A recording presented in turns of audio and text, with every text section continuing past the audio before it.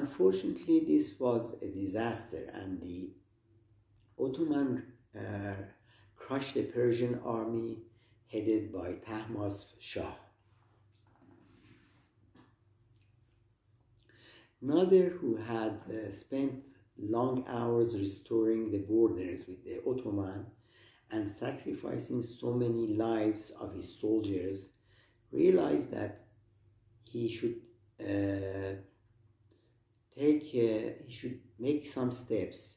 He should do something to make Nader Shah understand that listening to his entourage and competing with him, with Nader, is not to the interest of Persia.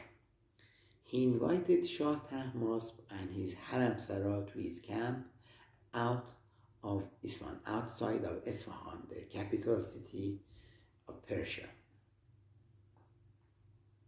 and set up a special royal tent for them, for Shah Tahmasp and his harem Sara. He also invited all the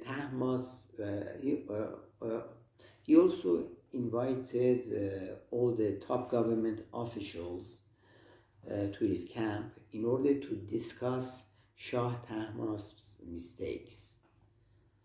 At night, Shah Tahmasp was very drunk, engaging in debauchery.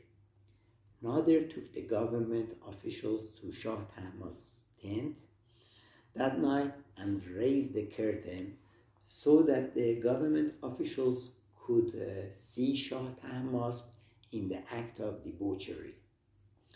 The next morning, Nader asked the government officials what should be done with Shah Tahmasp and whether such ruler is worthy of governing Persia.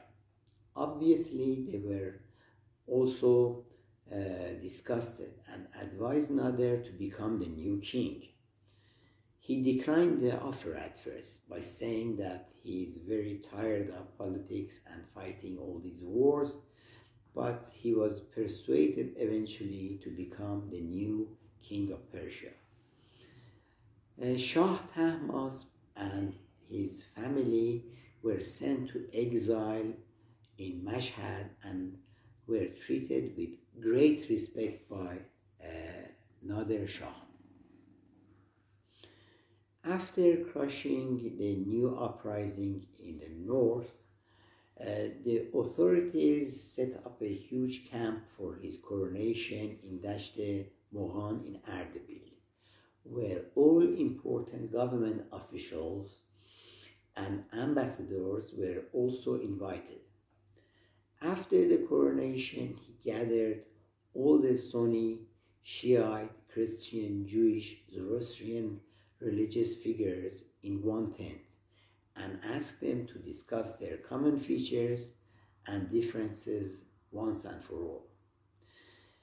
They all concluded that there is only one God and religion should serve the well-being of people.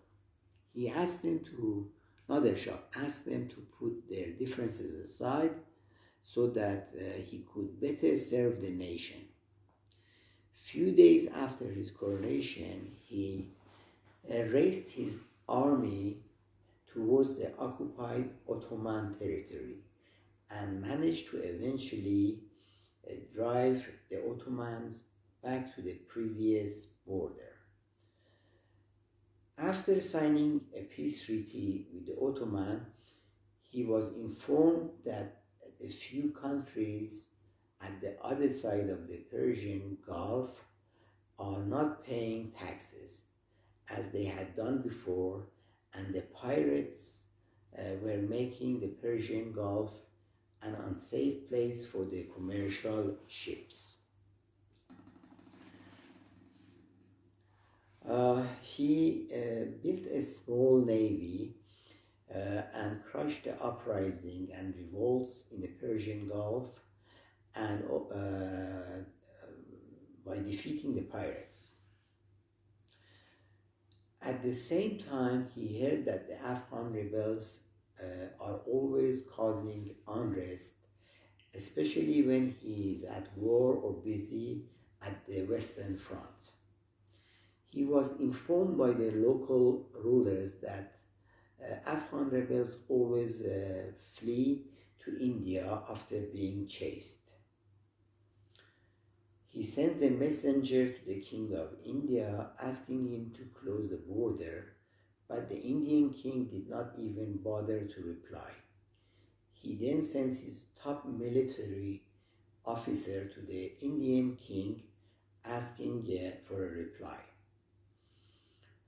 But the Indian king did not also take him very seriously. The military officer, Nader's military officer, who was strolling in the town, was killed on the street of Delhi by a street mob. And Nader Shah was informed a few weeks later of this violent act.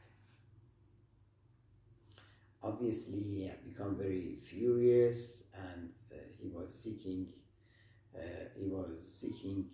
not only revenge, but he was trying to find a solution about the border and about the security of Persia. It was at this moment that Nader Shah decided to teach the Indian king a lesson by invading Persia, by invading India. Invading India from the north was a very risky and dangerous venture. There are simply too many natural obstacles, such as crossing many high mountains which had deep cliffs and many turbulent rivers on his way. The only ruler who had previously made such an attempt had been Alexander the Great, which ended very catastrophically for him. Alexander's army suffered their greatest defeats and had to cross back to Persia very demoralized.